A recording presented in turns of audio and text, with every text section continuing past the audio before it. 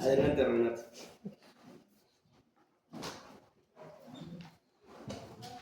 Sultán Kodali dijo una vez: la música no solamente debe ser un objeto de estudio, debe ser algo vivido. Maestros del presidio, maestro Javier Mayer, gracias por acompañarnos, maestra Marcela Tello, maestro Ricardo, el cual ha organizado este coloquio, gracias por este espacio que nos deja compartir las aportaciones y experiencias musicales que hemos tenido a lo largo de estos 4 años y que se ven reflejadas en un informe de práctica docente, y a mis distinguidos compañeros y colegas y futuros docentes en el área de música.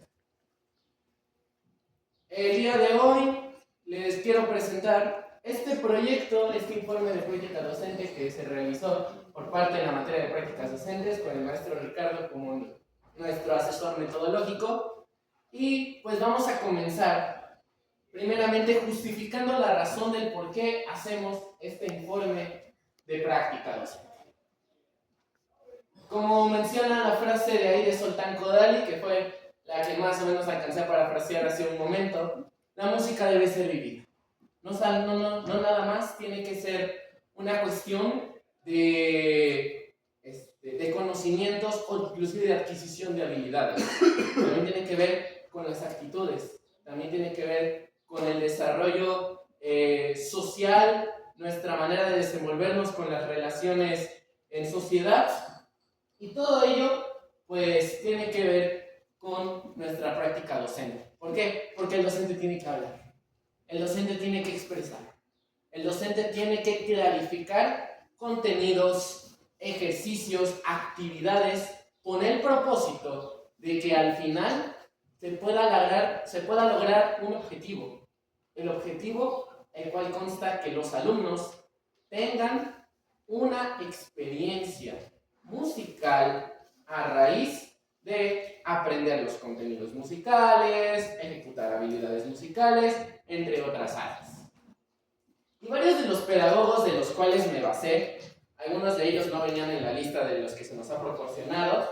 Murray Schafer, compositor y pedagogo canadiense. Él hablaba en un libro muy bueno, que si tienen la oportunidad de conseguirlo, El rinoceronte en el aula, habla de que un maestro tiene que ser como un rinoceronte. ¿Y cómo es un rinoceronte? Es dominante, impone su presencia y mantiene una relación muy buena con todo su ambiente, vale la expresión. Tristemente se nos están acabando. Sin embargo, ante todo ello, lo que tenemos que entender es que desde que entramos al aula estamos diseñando un paisaje sonoro para nuestros alumnos, para aquellos quienes van a aprender música.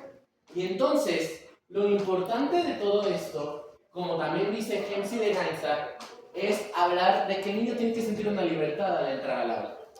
Varios de mis compañeros hablaron de las problemáticas que se dan, en donde a veces los pequeños vienen estresados, a veces las condiciones inclusive en casa, teniendo mi experiencia me ha tocado trabajar ahorita en un taller en el DIF, y ves casos bastante complicados, bastante tristes a veces, en donde a veces la música solamente es una vía de escape, una válvula que les permite el poder expresarse más allá de lo que están viviendo en sociedad, lo que están viviendo en familia, lo que están viviendo en cultura.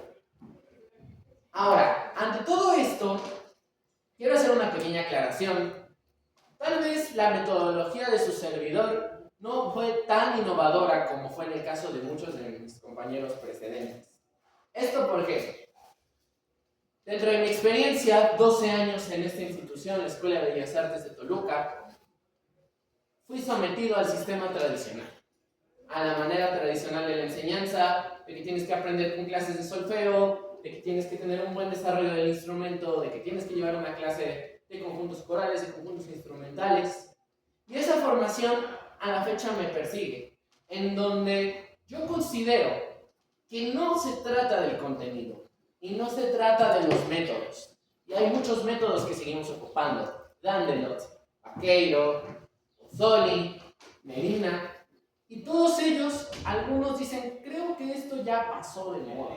Estamos en un espacio donde las metodologías, los enfoques pedagógicos los llevan a otro lado, y lo vemos con pedagogos musicales, con Dalcroze en el sentido del espacio del ritmo, con Carl Orff con el sonido de los metalófonos, con Kodály en la alfabetización musical, entre otros aspectos. Sin embargo, en el sentido personal de su servidor, en una academia formal de música, es importante que el niño sepa leer partitura. En el contexto en el que estamos aquí. ¿Por qué? Leonard Bernstein, uno de los grandes directores musicales del siglo XX, mencionaba que es la forma de comunicarnos entre músicos. Y si no hablamos ese lenguaje, difícilmente vamos a poder acercarnos hacia ese mundo musical de esa manera académica y profesional. Y la partitura a la fecha sigue siendo una de las más grandes herramientas que tenemos como docentes de música. Y en una academia formal, como fue donde hicimos las prácticas, que viene siendo aquí, Escuela de Bellas Artes de Toluca, mi alma mater, es importante que los niños, que nuestros alumnos, que los estudiantes puedan comprender que ese es el lenguaje al que se tienen que enfrentar, que ese es el lenguaje que van a tener que descifrar, que van a conocer, que van a aplicar después en su instrumento. Así que la justificación de todo ello es que el practicante tiene que tener herramientas y estrategias, tanto tradicionales como innovadoras, para poder realizar una correcta práctica, sin totalmente desechar el sistema tradicional. Como menciona Dewey, no es el contenido, son las formas. Es la manera de compartir el conocimiento y también mantener la tradición clásica que ha mantenido a la música desde su formación allá, desde la Edad Media, los cantos gregorianos, el sistema de notación musical, hasta nuestros días. Como hablamos, el objetivo de esto es registrar. Es simplemente dar un registro, tal vez un poco anecdótico, tal vez un tanto más logístico y académico con respecto a que se necesita evaluar el proceso de formación docente. Y ahí nuevamente agradezco al maestro Ricardo, porque es algo que muchas veces, una vez me dijo un maestro, echamos a perder 3 generaciones antes de empezar a enseñarle. Pero ¿por qué tenemos que echar a perder esas 3 generaciones aprendiendo nosotros? Bueno, podemos tener estos espacios para poder, en apoyo de asesores muy buenos, de personal calificado, como vienen siendo los maestros que están aquí el día de hoy, en los maestros asesores que estuvieron con nosotros, la maestra Judith, el maestro Paco Vera, el maestro Alejandro, para poder salir con una formación sólida, unas herramientas prácticas que nos puedan servir para que no sigamos repitiendo el patrón de echar a perder generaciones por no tener un buen desarrollo docente.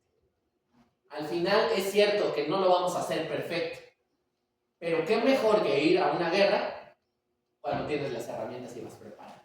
Entonces el objetivo de esto es eso, registrar, analizar, evaluar y sobre todo llegar a un consenso en donde nosotros podamos encontrar ese punto medio para poder ser esos maestros que una escuela formal de música requiere. Pasamos a la siguiente, muchas gracias. Pues nuevamente aquí, la Escuela de Bellas Artes. Dentro de la información de la escuela, como pequeño dato adicional, a mí me importa mucho la parte de la arquitectura y de la acústica.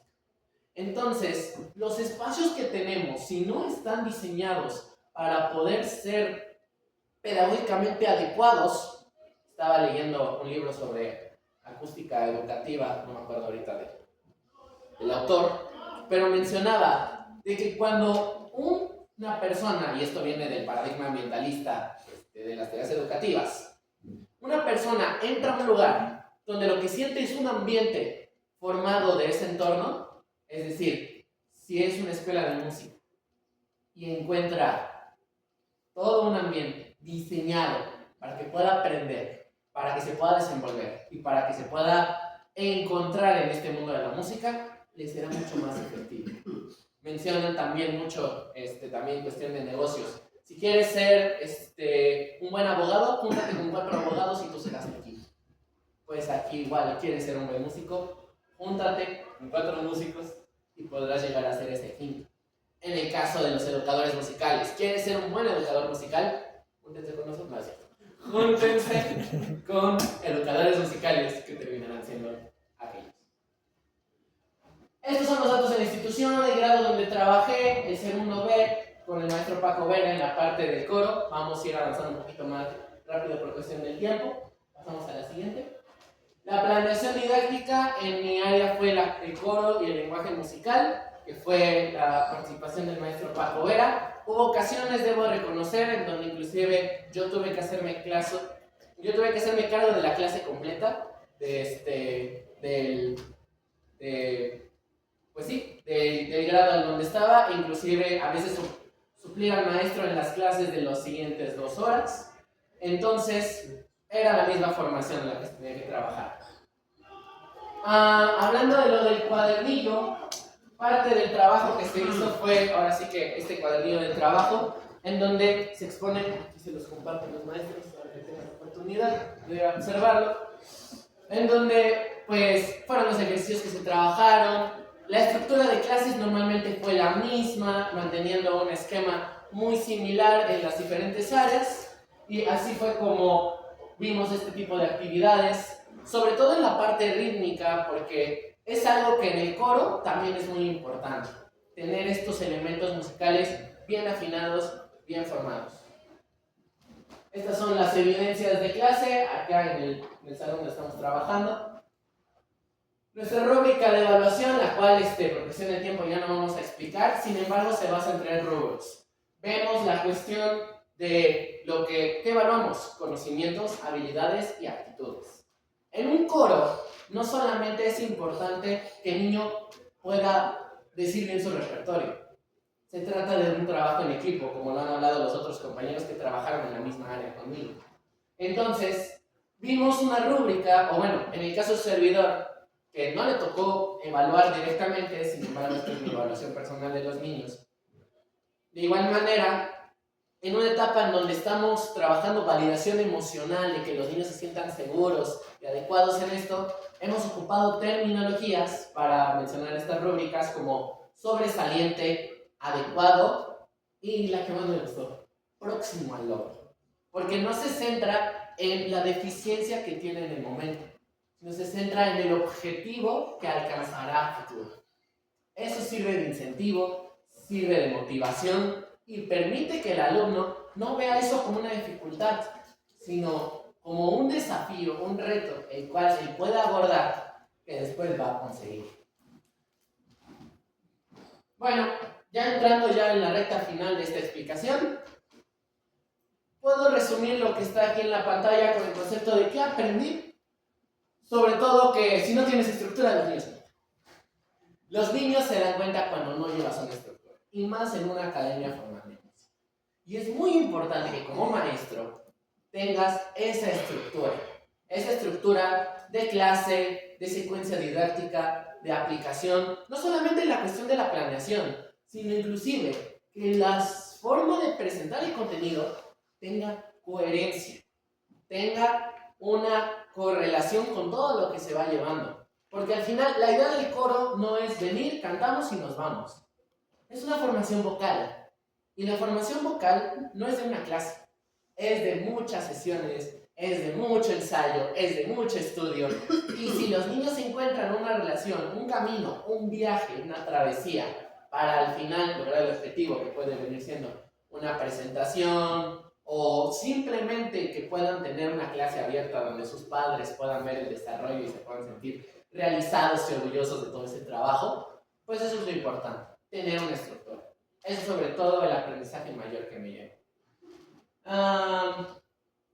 El primer reto, al menos en el caso de su servidor, siempre ha sido el primer acercamiento. ¿Quién te enseña cómo llegar a un niño? La verdad es que esto sí se logra a través de la experiencia.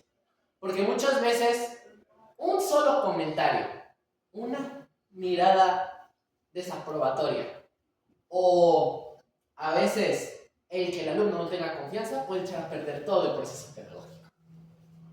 Es muy importante que el primer acercamiento sea fundamental.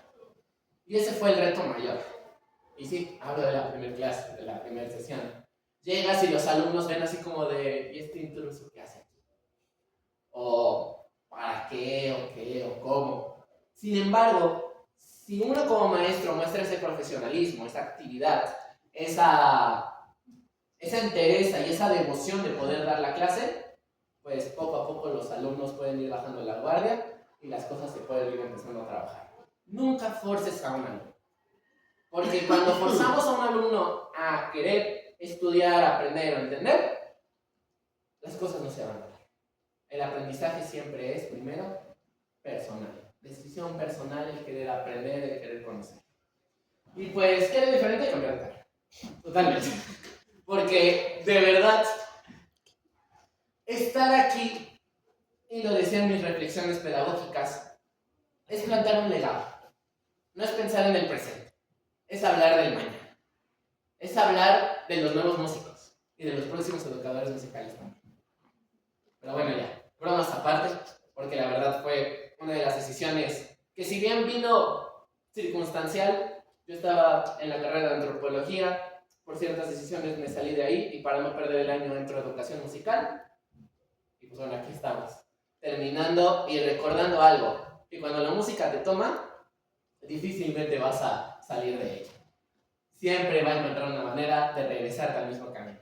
Y ahora sí, ¿qué haría diferente? Pues sobre todo, trabajar con mayor calidad. Generar un mejor diagnóstico, tener mejores fuentes de información, tener la oportunidad de que cuando llegues a la clase, no vayas pensando que vas a dar la práctica. Vayas pensando que ya eres el maestro. Que esos alumnos tienen la oportunidad de aprender de ti esos conocimientos musicales. Y como vuelvo a la frase de Zoltán Kodály, enseñarles a vivir la música. Pues esta ha sido mi exposición. Muchas gracias.